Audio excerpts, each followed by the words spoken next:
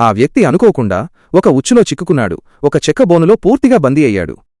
అకస్మాత్తుగా ఒక స్త్రీ పైనుండి దిగి ఆ చెక్క రంధ్రాల గుండా వెదురు కర్రలతో అతడి మర్మస్థానాలపై ప్రెషర్ పాయింట్స్ పదే పదే పొడిచింది. కొద్దిసేపటికే ఆ వ్యక్తి కదలిక లేకుండా పడిపోయాడు. కాని ఆ స్త్రీ అక్కడి నుండి వెళ్లబోతుండగా ఆ వ్యక్తి మళ్లీ బతికాడు. ఇది చూసి ఆమె దిగ్భ్రాంతి చెందింది.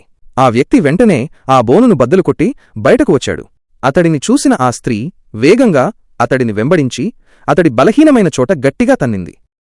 ఇద్దరూ గాలి నుండి కింద పడ్డారు. కాని ఆ వ్యక్తికి ఏమీ కాలేదు. బదులుగా ఆ స్త్రీ తన్నడం వల్ల ఆమె కాలే విరిగిపోయింది. ఆ నొప్పికి ఆమె స్పృహ కోల్పోయింది. ఆ వ్యక్తి ఆమెను తన ఇంటికి తీసుకెళ్లి గాయాలకు కట్టుకట్టాడు. నిజానికి ఆ వ్యక్తి ఒక గుడ్డి హంతకుడు, బ్లైండ్ అసాసిన్. అతను ఘోరమైన నేరస్తులను అంతం చేయడంలో దిట్ట. ప్రతి మిషన్ కంటే ముందు అతను తన లక్ష్యం టార్గెట్ ఇంట్లో హెచ్చరికగా ఒక కోడి ఈకను విడిచిపెట్టేవాడు. ఆ రోజు రెండో యువరాజు గదిలో ఒక కోడి ఈక కనిపించింది. దాంతో అతను భయాందోళనకు గురయ్యాడు. ఎందుకంటే ఆ గుడ్డి హంతకుడు ఇంతవరకు ఎప్పుడూ విఫలం కాలేదు.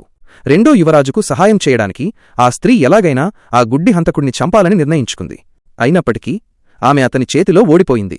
అతను ఆమెను రక్షించినప్పటికీ ఆమె మాత్రం అతడిని వదలదలుచుకోలేదు. ఒక రాత్రి ఆమె అతడిపై మాటు వేసి దాడి చేయాలని చూస్తుండగా ఊహించనిది ఏదో జరిగింది. దాంతో ఆమెకు మరింత కోపం వచ్చి అతనిపై తీవ్రంగా దాడి చేసింది. ఆ గుడ్డి వ్యక్తి కేవలం ఒక అరచేతి దెబ్బతో పామ్ స్ట్రైక్ ఆమెను గాలిలోకి ఎగిరిపోయేలా కొట్టాడు. ఆ దెబ్బకు ఇంటి పైకప్పు దూలాలు కూడా కదిలిపోయాయి. ఆ క్లిష్ట సమయంలో ఆమెపై ఏమీ పడకుండా ఆ గుడ్డి వ్యక్తి వెంటనే దూకి ఆమెకు అడ్డుగా నిలిచాడు. అప్పుడా స్త్రీకి అర్థమైంది అతను చెడ్డవాడు కాదని. ఇద్దరూ కలిసి సమయం గడిపే కొద్దీ ఆమె అతడి ప్రేమలో పడింది. కాని తన మిషన్ను మాత్రం మర్చిపోలేదు. ఆమె పావురం ద్వారా ఒక సందేశాన్ని పంపింది. కాని ఆ లేఖ ప్రమాదవశాత్తు కింద పడిపోయింది. ఆ గుడ్డి వ్యక్తికి అది దొరికినప్పుడు అతను దానిని ఒక దుకాణదారుడి దగ్గరకు తీసుకెళ్లాడు. ఆ లేఖలో ఆమె ఇకపై తన మిషన్ను కొనసాగించకూడదని అనుకుంటోంది అని ఉందని అతను చెప్పాడు. ఎందుకంటే ఆమె అతడిని ప్రేమించింది. ఇది విన్న ఆ గుడ్డి వ్యక్తి చాలా బాధపడ్డాడు. ఒక గుడ్డివాడిగా తాను ఆమెకు ఆనందాన్ని ఇవ్వలేనని అతను భావించాడు. ఇంటికి వెళ్ళాక తనను చంపేయమని అతను ఆమెను కోరాడు. కాని ఆమెకు అలా చేయడం ఇష్టం లేదు. వారిద్దరి మధ్య జరిగిన పెనుగులాటలో ఆమె అనుకోకుండా అతడి ప్రాణస్థానంలో పొడిచింది. అతను మరణించే క్షణంలో అద్భుతంగా అతడికి చూపు వచ్చి ఆమె ముఖాన్ని చూడగలిగాడు.